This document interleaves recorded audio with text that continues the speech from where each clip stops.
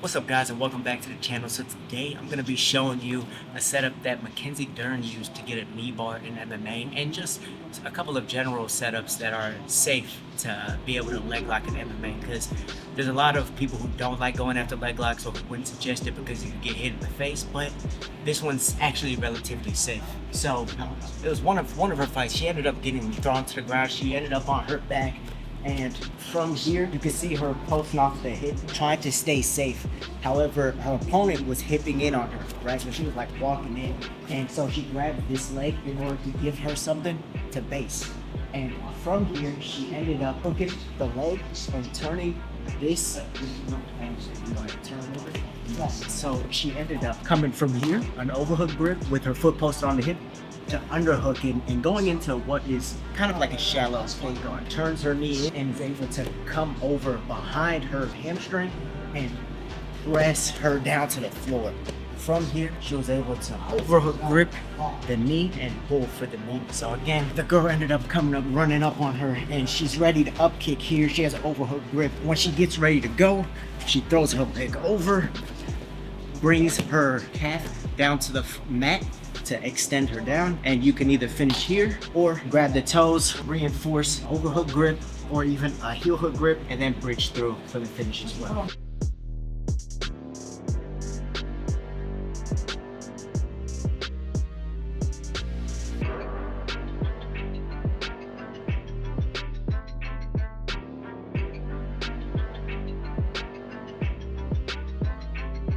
Now, another way that you can do this, something that's more, I guess, jiu-jitsu applicable, is say you're in reverse de la Hiva and your opponent's maybe been backing out on you, or maybe they're even trying to press in on you, or you have one of these grips right here on the knee, bringing them in. From here, if you can't get anything going with your push-pull method from reverse de la Hiva, again, you take this hook out, the de la Hiva hook out, and you can go to the hip while underhooking at the same time to go to the K-guard.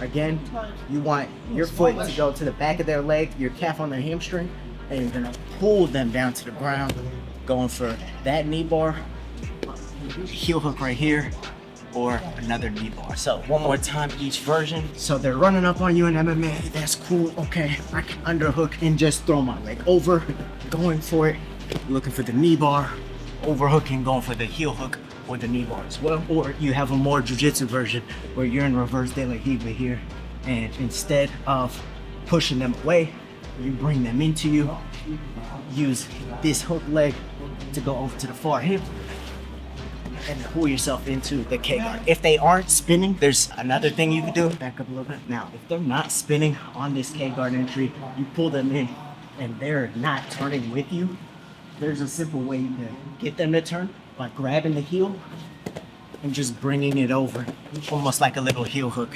From here, again, you go to a knee bar or heel hook or knee bar as well. Last time, full speed for jiu-jitsu. You're here, you're trying to extend them, they're pressing back into you, maybe you're grabbing them in.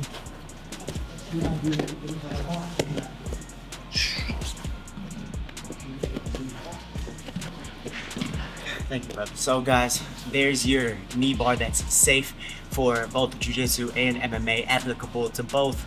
Generally, you should follow your instructors and not go for leg locks in MMA, because there are ways that you can be punched and hit, especially going for things like out of the 50-50 position. But generally, when you're in K-guard, actually, let me explain one thing. The way that you're staying safe, and the reason that this is safe for MMA is just because, say you're in a reverse de la Hiva, or even the more MMA version, where they're just pressing into you and you have a foot on the hip.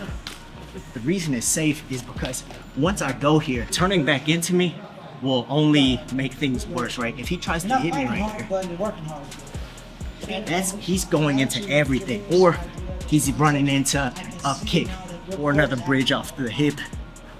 He's running into everything if he tries to turn into me. So it helps me to actually make the turn if he decides to come into me or try and hit me and things like that.